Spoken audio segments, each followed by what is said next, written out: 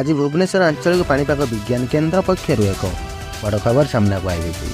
आसंता 5 दिन पाग शुखुला रोशा उपर पाणीपागर कौन नियमित सक्रिय नथिबारु आसंता 5 दिन पर्यंत पाग शुखुला आकाश निर्मल जो खरा अधिक हेब।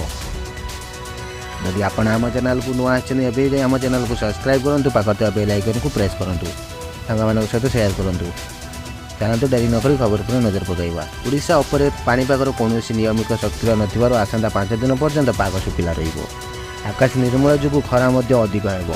आसंता काली राजधानी भुवनेश्वर पाग आंशिक मेघाच्छन्न वर्षा अल्प बहुत हो पारे।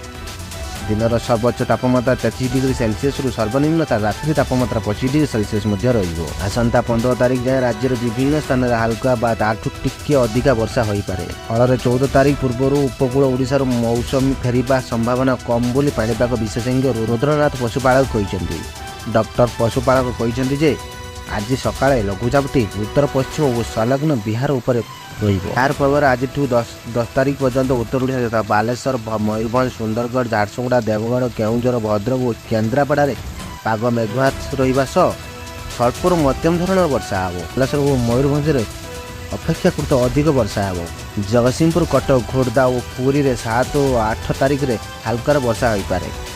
11 तारिख 14 तारिख पर्यंत उपकूल और संलग्न जिले में पाग आंशिक मेघुआ रहिबा सह ताने ताने हल्का तो स्वल्प वर्षा हो पारे। तेज उत्तर पश्चिम पवन राज्य को बोची। 14 तारिख पर्यंत तापमात्रा खसिबार संभावना कम। दक्षिण और पश्चिम ओडिशा पाग शुखिला अक्टोबर 10 और 15 मध्य स्वाभाविक भाव राज्य मौसुमी प्रत्यावर्तन करें। चलित वर्ष उपकूल ओडिशा 14 तारिख आगु मौसुमी फेरिबार संकेत मिलना बोली डॉक्टर पशुपालक कहते। तेज यह आज पाणीपागर लाटेस्ट अपडेट।